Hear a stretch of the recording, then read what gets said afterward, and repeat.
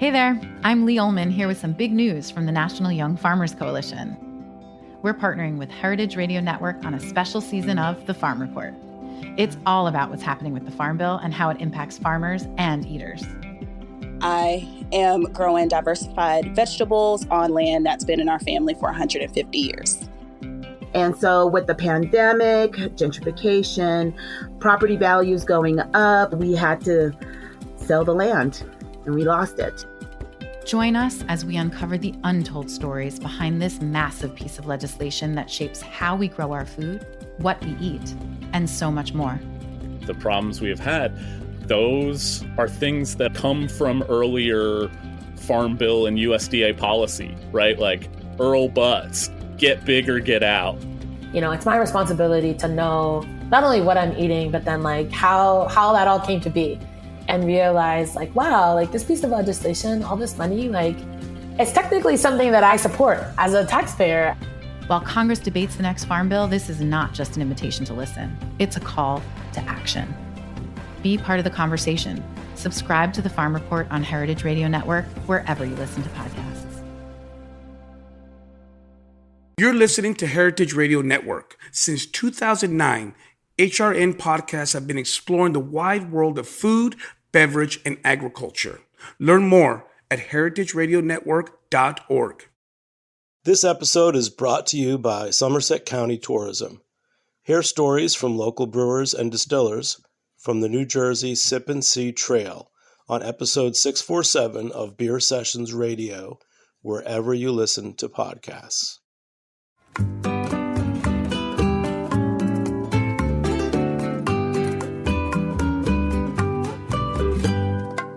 Hola familia, super excited. We're here. We're embarking on season 4 of Cooking in Mexico from A to Z. I'm Aarón Sánchez, your host, alongside my beautiful mother, Sarela Martinez. We are super excited to invite somebody that we admire immensely, alongside his wife, his beautiful wife Solange, and their wonderful daughter Olivia, who we all love.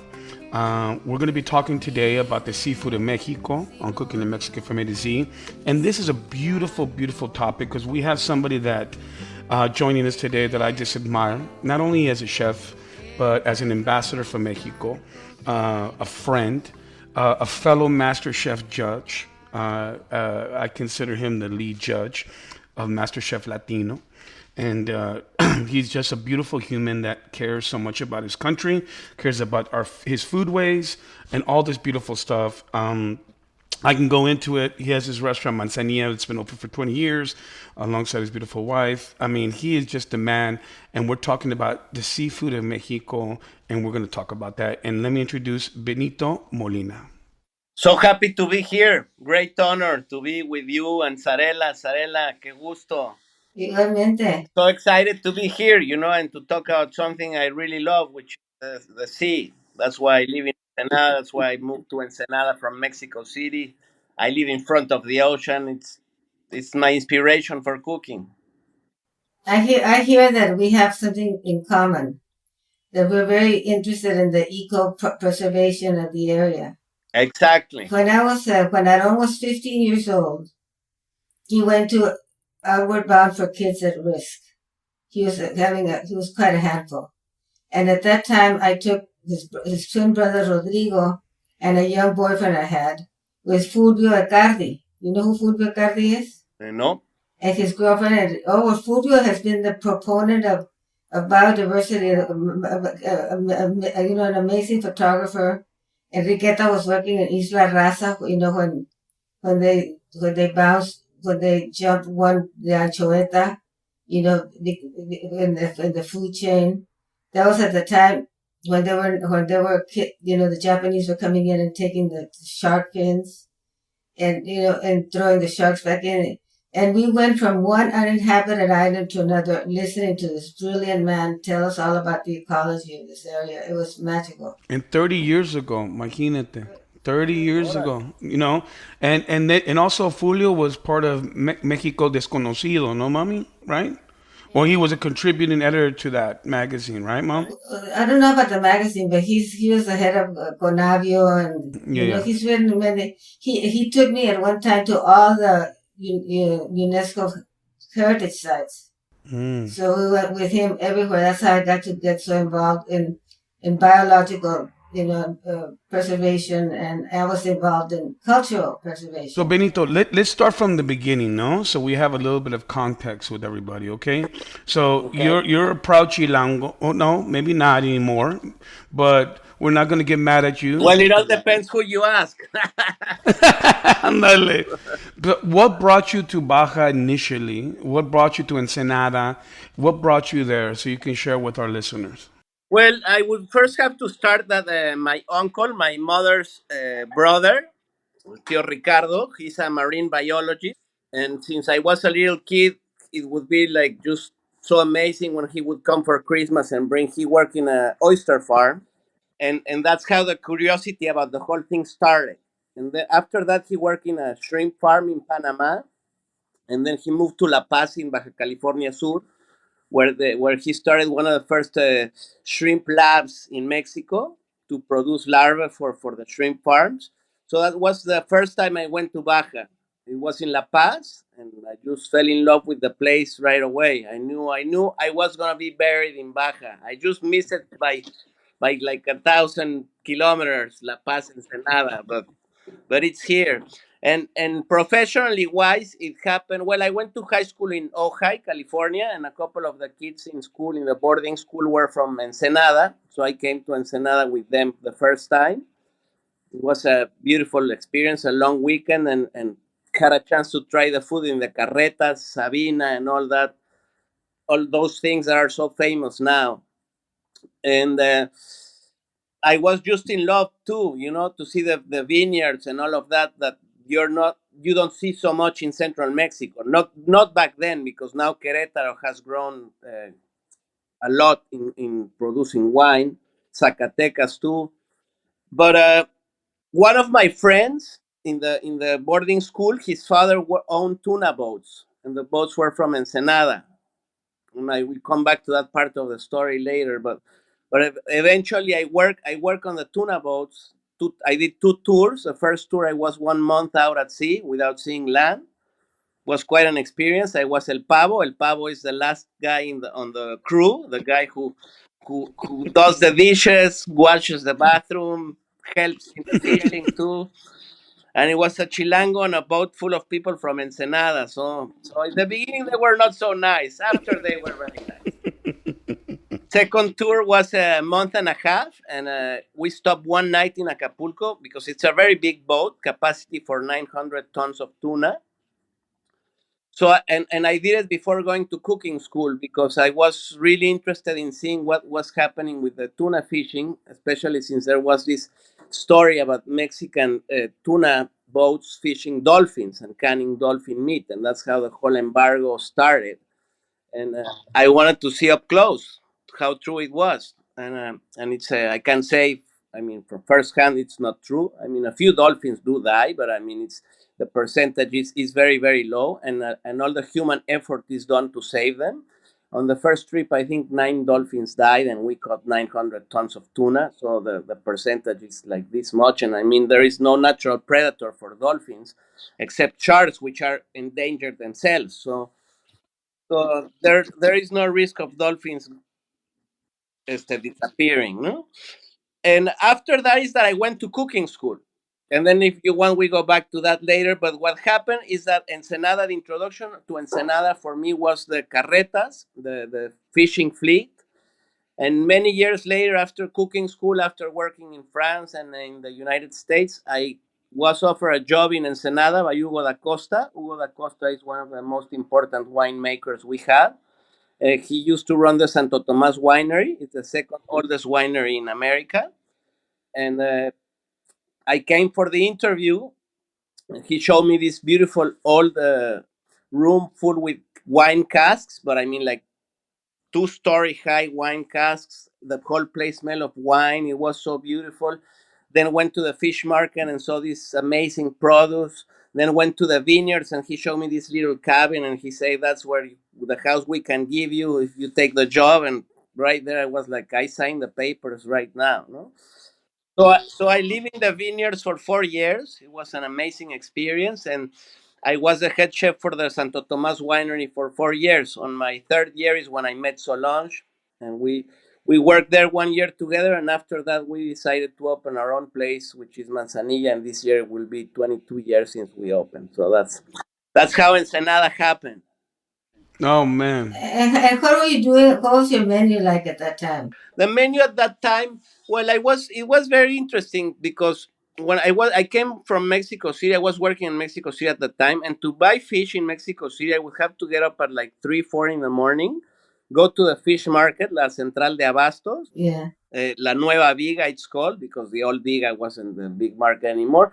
And I mean, you have to like fight your way through the stands because you're just this little guy from a little restaurant trying to buy a few kilos of fish, and everybody's buying tons of fish for the big hotels or big restaurants. And but that was not the worst. The worst was going back to the restaurant and doing like 2, 3 hours in traffic with the fish in the car. That car smelled really nice.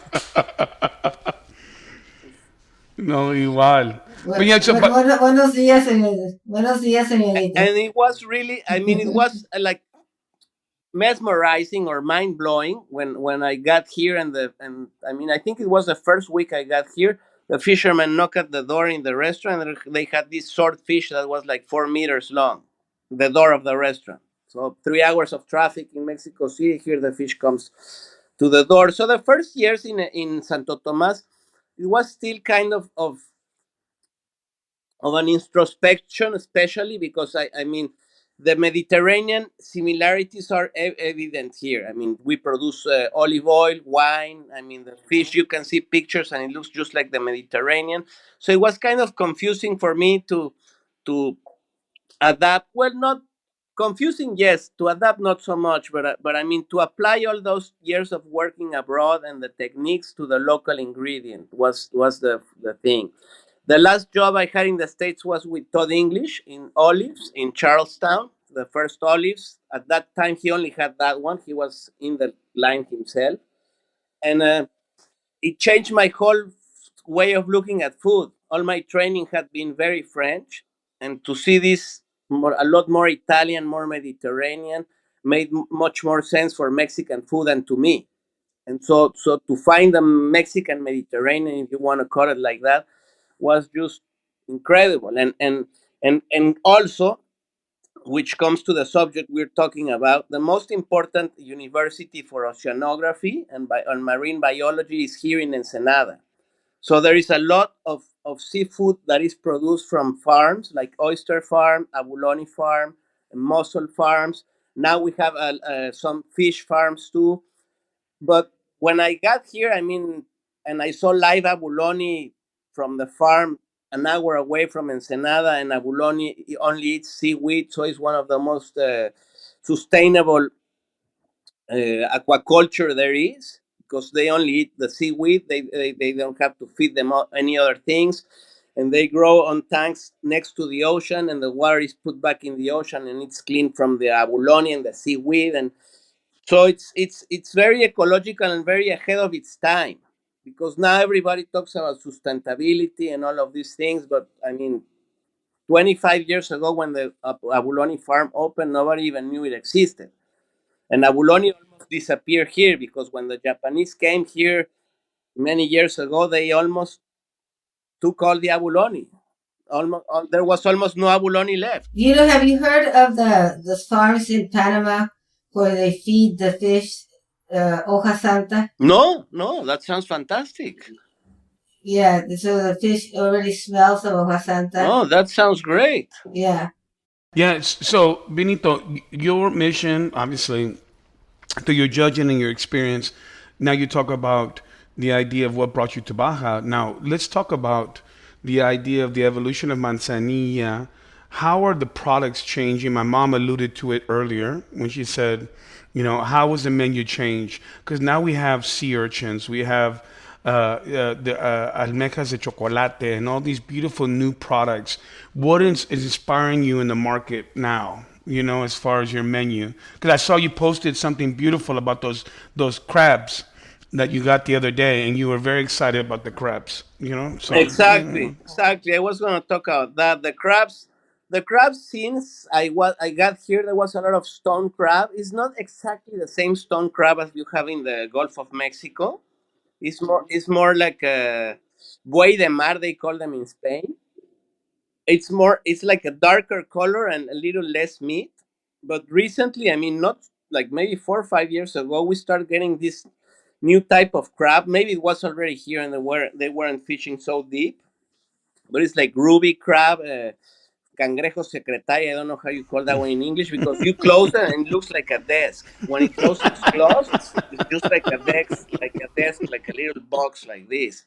And the beautiful centollo, or the Yeah, of spider course. crab, that, I mean, in Spain, in el País Vasco, is just one of the En Chile, most beautiful En ingredients. Chile también, en En Chile, Chile también también, el centollo, yeah, exactamente. yeah, beautiful. Exactamente, and something that is really funny, because we have, at the end of this month, we have one of the best events in Ensenada. It's el Festival de las Conchas y el Vino Nuevo, and it's the shellfish producers, the winemakers show their new releases for white and rosés, and a chef is involved. So it's gastronomy, oyster production, and we have different events. There is scientific conferences. We have the wine tasting, the oysters tasting, and this year the event will be 22 years too. And the first year we did it was in San Miguel, the very famous surf spot in the entrance of Ensenada, and maybe there were 20 people who attended. This year we expect like 3,000 people to come, and it's also smaller than it should be because of COVID. But what the main thing that changed, we had a press conference last week about it, and it's really funny. The mussel producer Sergio Guevara said something that, I mean, it was hilarious. Back in those days, the local mussels would have to say that they come from New Zealand, enable for people to buy them, no?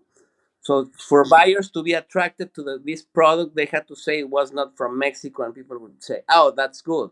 So they would buy this thinking it was green lip mussel, the New Zealand type, and it was not. It was the mussel that was produced here because of the university in the first place, and now it has completely changed. 20 years later, the mussels from New Zealand, they're saying they're from Ensenada, because Ensenada is just the hype. There is oysters or mussels or fish in every top restaurant in Mexico. I mean, across the country, you will find ingredients from Ensenada. So are those oysters like the little fat ones that you find? What kind of oysters are? We have a Crasiostrea gigas, which is more like the European oyster. It's a thick shell. It's not like a belon. It's not flat. And we also have some Kumamoto, the Mm. Oh yeah. Japanese, that is, like the shell is deeper and smaller shells. So we have like three types of oysters, and they're being produced in some here in Ensenada, some lower in the Baja, and all throughout the peninsula. And you can taste the difference between the one region and another. Laguna Manuela is a very big one. We buy a lot from Laguna Manuela.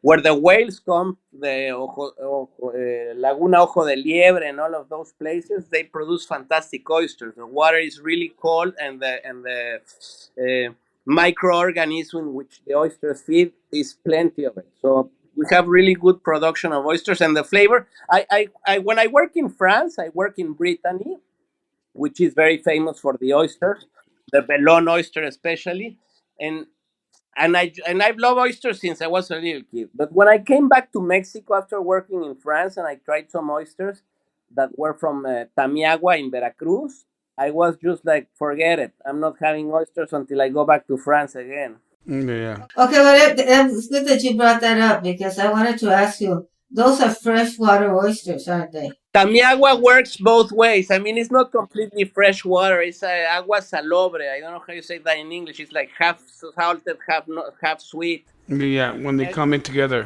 when the both waters Exactly, come together. intermareal. Sí. And it's a completely different flavor. And the ones here, since the ocean is so cold, because what happens here is that we have these currents called corrientes de surgencia, surgency currents. They come all the way from Alaska to the surface in Ensenada Bay. So that's why the water is so cold, the air is so cold, and this cold air goes into the valleys and creates a microclimate. And that's why we have the wine and the olive trees and all of that. And so the oysters here are from very cold water. And when I tasted them, it reminded me right away of the oysters from Brittany. So the quality is fantastic. And what other fish are there in Ensenada? What other kind of fish? Well, we have tons of it. Right now, there's a very big thing with the bluefin tuna, which is a big controversy because, I mean, the bluefin tuna population has depleted in a big way. But especially, this is a thing to mention, is very, very bad in the North Atlantic. The Pacific bluefin tuna is not as in danger as the one in the Atlantic. And what we have here is they catch the tuna, wild tuna, because it's not really a farm tuna. They catch the tuna in the wild, then they drag them close to the coast here in the entrance of Ensenada, and they put them in these pens, like circular pens, and they just feed them sardines for a long time until they get the nice fatty Fat, yeah. toro, the nice fatty toro for the sushis, Yep. and or ventresca in Spanish, and so there is a big controversy about that because I mean the sea bottom gets depleted because of all the food that drops down, and I mean it's questionable. But I mean all the bluefin tuna that is served in the Mexican sushi places come from here, and a lot of the tuna here is shipped to Japan, straight to Japan. I mean the quality is really really good. But that's like the one with, I mean, some problems, if you want to call it that. But well, we have tons of wild fish. Rocote is my favorite. I've seen it called ocean perch. It's this red fish, looks just like rascas, the one from the Mediterranean. Lopon, which is a sculpin fish, which is also one of the fish used for bouillabaisse. What is it called? We have lobina. We have when the water gets warmer, we have some mahi mahi or dorado, sometimes wahoo, but mostly I would say cabrilla. Cabrilla is a type of bass, and vieja is like sheep's head, which is the texture of that meat is beautiful. Uh, Cabrilla, the rocota I already mentioned. Those would be like the typical fish you have with having like one of those fried fish places. And how about the ones that they put on the sticks and put on the grill on the beach? Like the sardines, that's like a really crazy story because you know the sardines. I mean, people here don't really eat sardines, and we have amazing sardines. We have this sardine taco in Manzanillo that is to die for. Mm-hmm. I've had it. And what do you put in it? It's black beans, nopales, cactus salad, cactus pad salad, green salsa, and fresh sardine juice on the pan, seared very well on one side. Yeah, those are so beautiful, and it's funny because I mean you go to the black market, which is a fish market here. That's how it's called, el mercado negro, and the sardines are literally, I mean, not so much anymore. But when I got here, they had a sign, comida para las focas, food for the seals or the sea lions, and so you would go out and throw the sardines to the sea lions or the seals to eat. And now in Manzanilla, we buy most of the sardines they have because we really love them, and we try to promote that a lot because sardines are amazing for all the omegas, all the vitamins, all the good stuff for you, and also the impact in the ocean when you fish sardines is very small because sardines grow to their size, full size, very fast. There is a lot of sardine. That's another of the controversies of the bluefin because they're fishing all the sardines to feed the bluefin. Some purist people say that the tuna now tastes like sardine because they feed them so much sardine. I mean, the wild tuna doesn't have that. Well, even the chicken tastes like that because they give them a lot of sardine powder. And that's one of the huge problems. They're making harina de pescado, the sardine powder or sardine flour. Linking it to the chicken. The chicken and the dogs. I mean, the food for the dogs has some of that powder too. And I mean, my best example is the salmon. No, to make salmon, to produce 1 kilo of salmon of farm salmon, you have to fish 3 kilos of wild little fish that is gonna be turning into pellets to feed the salmon. So you're taking 3 kilos of fish out of the ocean to make 1 kilo of fish from a farm. So there is no balance in that. So what are you doing about that? Well, I'm completely against salmon. First of all, in Mexico there is no salmon. I mean, throughout the thousands of miles of sea coast that we have in Mexico, Pacific, Caribbean, Gulf of Mexico, Sea of Cortez, there is not one salmon in Mexican water. So we should consume Mexican fish and help the Mexican fishermen or the fishing industry. So that's the number one. But then there is the ecological part, because there is tons of salmon in the restaurants and houses, because they make people believe that it's very healthy to eat salmon, and not tell them what's really the truth behind salmon. I mean, I love salmon. Don't get me wrong. Wild salmon, I think, is beautiful and amazing taste. But on what's going on with the over farming and overfishing to support the farming of the salmon, it's terrible. So I mean, me in Master Chef all the time, I'm like, don't eat salmon. And in the Mexican one, we didn't even have any challenges with salmon, because I talked to the production. I say, listen, we don't have any salmon in Mexico. Let's promote other types of fish. And we don't do salmon on MasterChef America, so you know. All right. So Muy we bien. with you, buddy. We with you. Dale, mi querido. I'm sorry, but I do my one of my famous dishes is a salmon with chipotle. It's good. Yeah, mommy, but because you were in New York City, I'm you were in kidding. New York City, so it was okay to have salmon. Yeah. You know, and things have changed, and I think it's important. You know, back in the day, you used to have to make menus to have one white fish, you had to have salmon dish, a chicken, a pork chop, and all these kind of things to break down a menu. But now things have changed. Exactly, and it's really funny, because I mean, in some way, the food of the '80s was like, let's bring all the ingredients we cannot have here, like truffles and salmon, or caviar, or some exotic ingredients, and throughout these last decades, we've learned that we have to support the local producer and consume local. And I mean, and the no carbon track, and all of that. So we have. So I think it's very interesting what you asked Sarela before about how has the menu changed. I think it has changed, not only in my case, but with many of the chefs that are more conscious, environmentally conscious, that we have to help the local farmer, the local fisherman. We don't sell, for example, for many years in Santo Tomas, I used to sell sterling silver, the meat from the States, that is beautiful meat. But then one day I was like, listen, we're very into all Mexican ingredients, all local ingredients. So why am I not selling carne de Sonora, beef from Sonora? So I took a trip to Sonora and tried different ones. And now the beef we serve in Manzanilla is from Sonora. And it's very good. It's very good. But Is it aged? we age it ourselves, yes.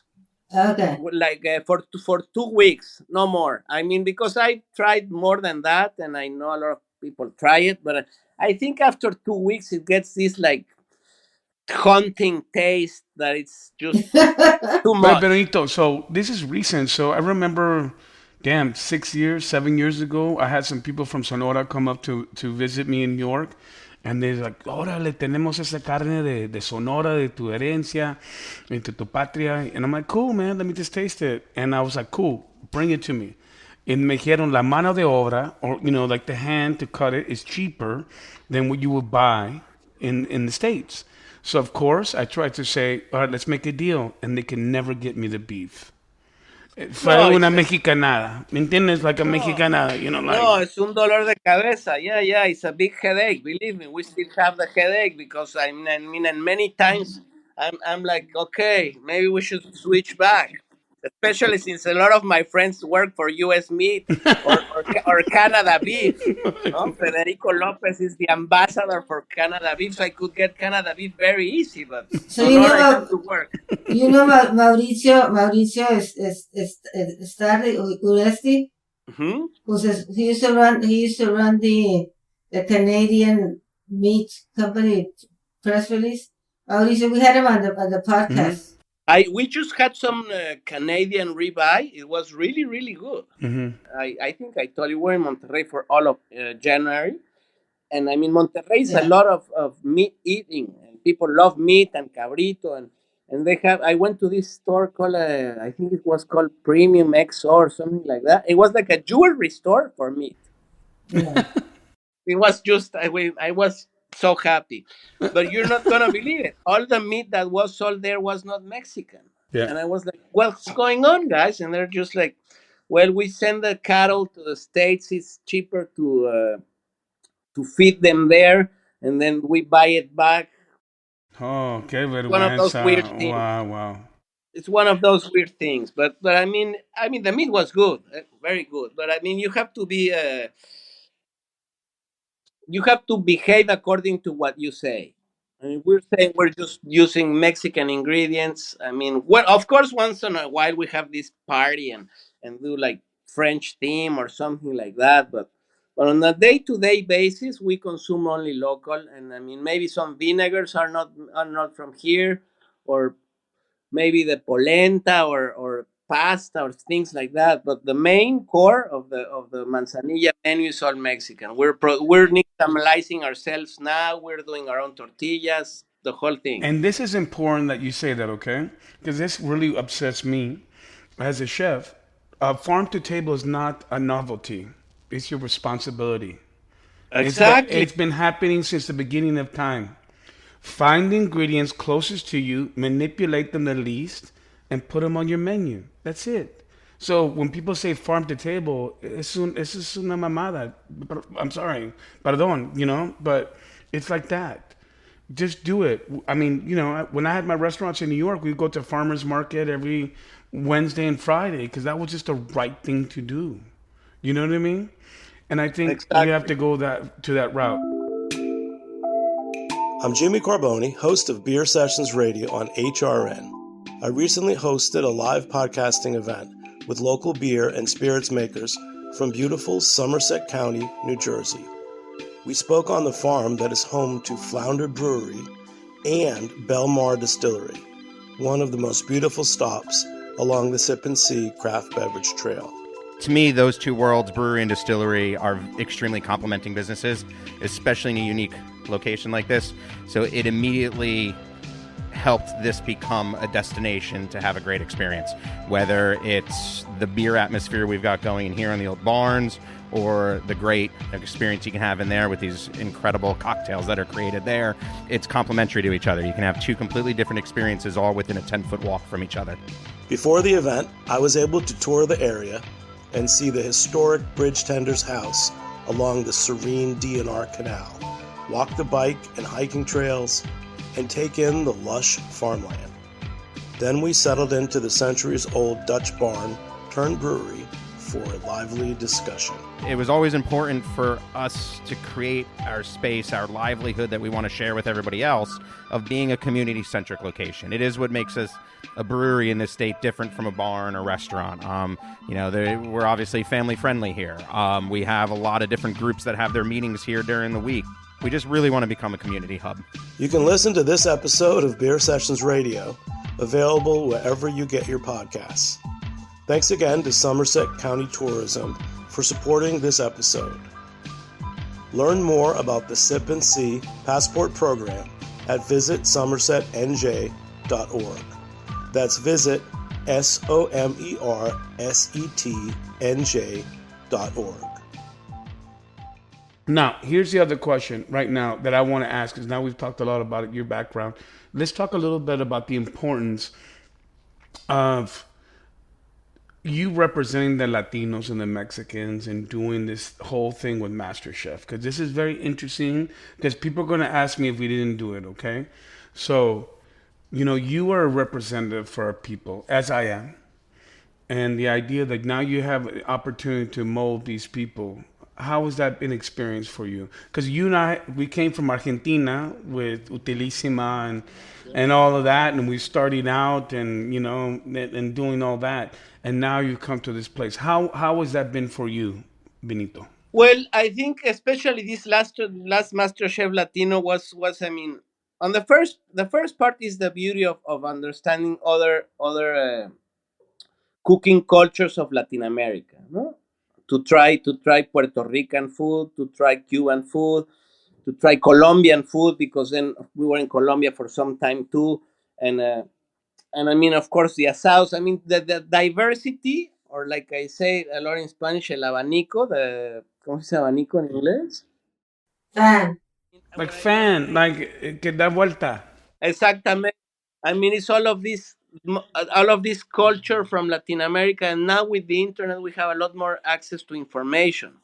Before, it was a lot of traveling or books. El de Oaxaca de Zarela lo tengo aquí en la casa, ¿eh? Ándale. Ah, Que fue un tesoro de libro, ¿no? No. Totalmente, Pero ¿sabes qué es totalmente. lo que me dijo mi jefa? Es como mexicana no conozco mi propio país. yo Y no luego, lo conocía en esa época. ya, y tú te fuiste ahí a Y de- arrancarle, mami. Y Muy bien. Oye, no, Adelante no. del tiempo. Y muchos Felicidades. mexicanos no le hacen. Felicidades, claro, claro. Y pasa mucho ahora, y lo ves con los jóvenes. You see with the young people, they're more eager to go to Europe than to travel to Oaxaca. I mean, Oaxaca Exactly. is quite an I don't know experience. about that. Right now, it's very hard to go to Mexico to study eating. So I think going back to your question, I think it's a great honor, but also a great responsibility, because you have to I mean, share with the Latin community. No, I think it's fantastic what's happening with Estrella TV and the last MasterChef Latino this season. That and we're seeing it up close, because I mean, it's so big in California. We're getting customers from California. They want to try the food in Ensenada. Go to the tostadas with Sabina, la Guerrerense, and it's, I think it's a big responsibility, because we are much closer I don't like to say to teach, but it's better to show, no, or to share this knowledge, and to share the passion for food throughout Latin America. I mean, and that's why MasterChef is so big here. Well, I mean, all over the world. But the thing is that all the things, and I mean, the education when you were a little kid is around the table. Is when you sit around the table with your family and try the food from where you are. I mean, that's what marks you for a long time. No? In my case, was Campeche. Actually, that's a painting from Campeche, from La Iglesia de San Román. So I think it's very important to tell these things, that because we have all this information and we should share it. For example, the salmon information, no, or what you just say. I mean, the farm to table now has become this big moda or trend. I mean, this has been happening forever. La milpa is that. I mean, la milpa is you produce what you eat, and that's it. I mean, no need for big things. Of course, I mean, now the demand, and a lot of people don't want to cook. But one of the good things from pandemia was that, I mean, people had to cook. Eres un encanto, mi Benito. ¿Cómo hace tiempo, cabrón? No, ¿cómo te quiero? Oh, Ah, man. yo No, también. no, no. Eres mi compadre, mami. Well, you kept on saying the word share, but you were spared my usual opening. Because one time when we were doing research for Oaxaca, we came upon this graduation ceremony in a little village in Manzapatepetl. And they invited us to the celebration that followed. And one of the parents stood up and said, hago este crecimiento porque solo no se puede compartir la vida. Otros tienen que estar ahí. So that became my theme. Alone one cannot share life. No, pues bravo, Ándale.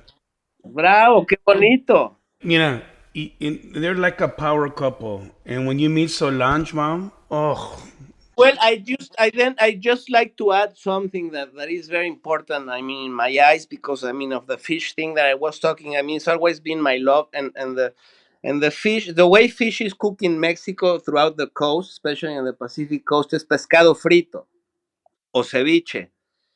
But recent years, I mean, a lot of the young guys who have gone to school and work abroad and all of that has changed. I mean, the temperature of cooking fish has completely changed. I mean, you now eat fish the right. I mean, I don't want to say the right way, but I mean in a more respecting the ingredient way, because if you overcook something, you lose tons of flavor. I mean, you dry it. So I think that's one of the biggest contributions of Ensenada, because now Ensenada, I mean, it's like I said before, it's on every menu, on every top restaurant across Mexico. You see the Ensenada ingredients, and it's become this awareness of respect of the seafood, of the And product.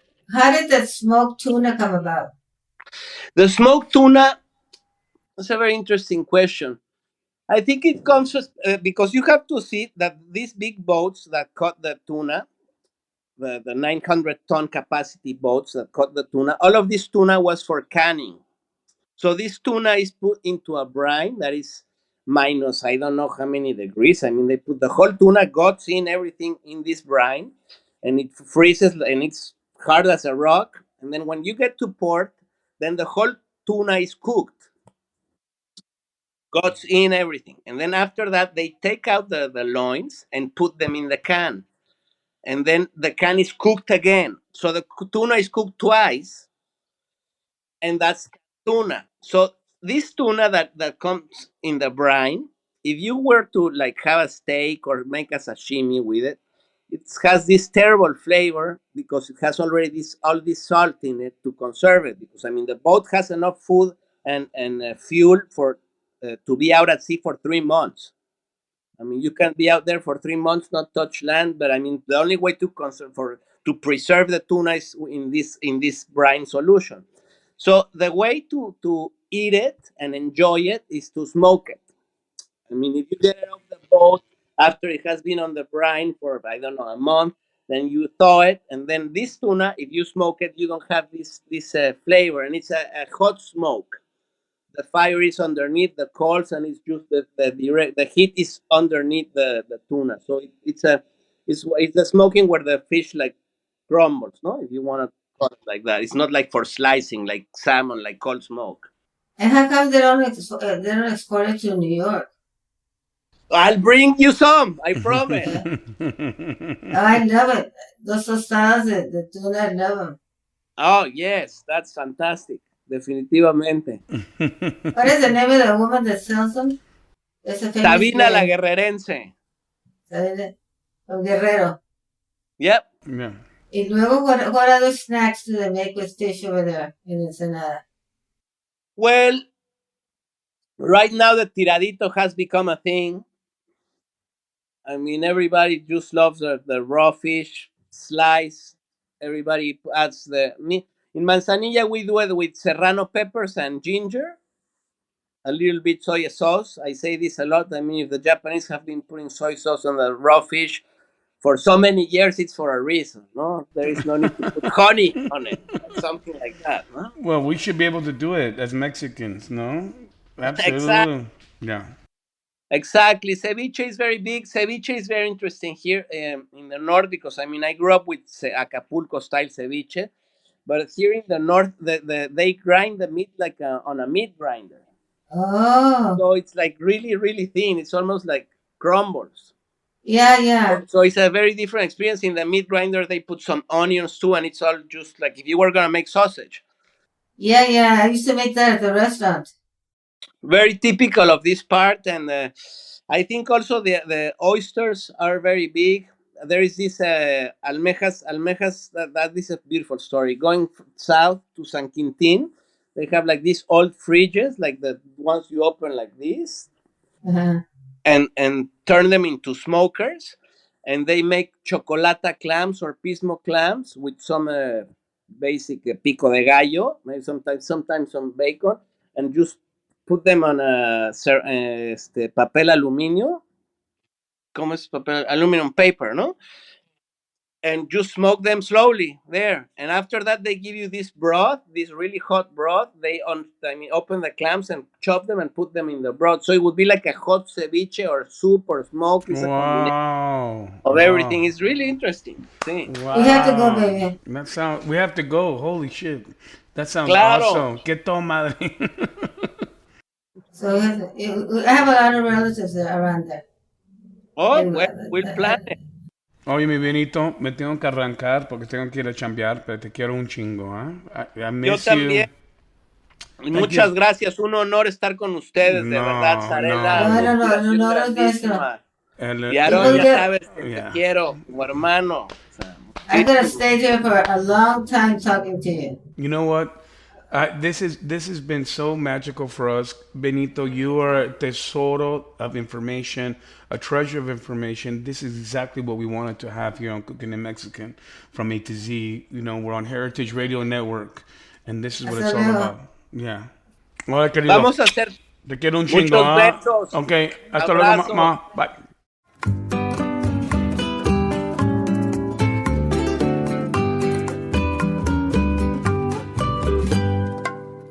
Cooking in Mexican from A to Z is powered by Simple Cast. Thanks for listening to Heritage Radio Network, food radio supported by you. For our freshest content, subscribe to our newsletter. Enter your email at the bottom of our website, heritageradionetwork.org. Connect with us on Instagram and Twitter at heritage_radio. You can also find us at facebook.com/Heritage Radio Network. Heritage Radio Network is a nonprofit organization driving conversations to make the world a better, fairer, and more delicious place. And we couldn't do it without your support from listeners like you. Want to be part of the food world's most innovative community? Subscribe to the shows you like. Tell your friends, and please join the HRN family by becoming a member. Just click on the heart at the top right of our homepage. Thanks for listening. Al cavar una más en mis entrañas.